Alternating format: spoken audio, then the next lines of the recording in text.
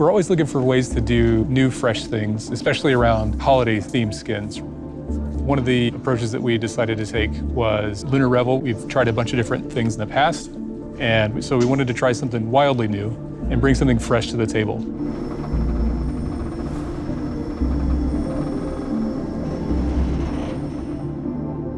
So Mecha Kingdoms is a new idea for us that we're exploring. It's a different way of looking at our League of Legends champions and presenting them as giant mechas that are protecting the world. For Mecha Kingdoms, we wanted to tap back into the fantasies of this kind of Asian-inspired mythology, drawing a lot from history, such as Three Kingdoms and Chinese history, but also incorporating this really cool futuristic sci-fi twist. So the story is that there were these three kingdoms and outer territories as well who fought to rule across the land. And suddenly, sort of these giant leviathans came up from the sea and they were invading humanity. Just with their sort of normal human armies, they weren't able to defeat these monsters. And so they were blessed by this technology that they're not exactly sure where it came from. And with this, they're able to construct really immense, huge, towering mechs. And so with all the kingdoms united, there's these mechs going into battle against these monsters.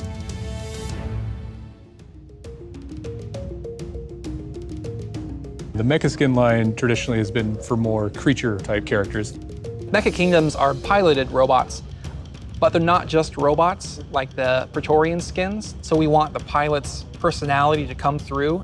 We went through multiple rounds of iterations on, like, what's the technology behind this, right? Like, what's driving these things? Once we figured that out, then it locks in a direction for how we can build the mechs around them. Aside from that, the actual visual language that we're using, it's a blend between the organic, flowy shapes that we've established in our previous lines for Lunar Revel, layered into not only the silhouette, but also the surface detail and filigree that you see on the mechs themselves. Some of our biggest challenges were conveying that sense of weight and scale. Because in League of Legends, you might be coming into lane like a giant mecha, but then there's a Teemo there who's tiny. And so we're able to kind of tackle some of those challenges in the VFX or the animation. So a lot of it is marrying these elements that ground it in the real world, like dust and debris, and are kicked up by these huge mechs. For Jax, we went into a lot more detail. So for his recall, we see him landing in a small little village, and so we get to see what that town looks like. And same with when he respawns, he's being carried in by these little floating armada ships that are like literally delivering the mech there. When he's running into battle, you got the ships flying with him as well. So all these tiny little details.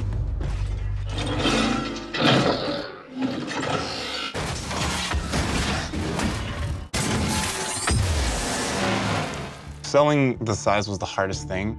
We can't make something sound massive in League to the point where it pulls away from the gameplay, because gameplay trumps all, even in our designing. Since we don't have an established idea of what this sounds like, it was kind of like, let's figure it out. It was a lot of experimenting with different types of metal sounds and a lot of different types of heavy impacts and metal movements and stuff like that.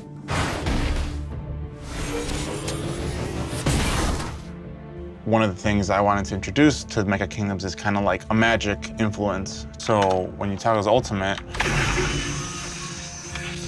you get the sparks and the electricity and stuff, but you still feel like there's magic that's kind of influencing the ability.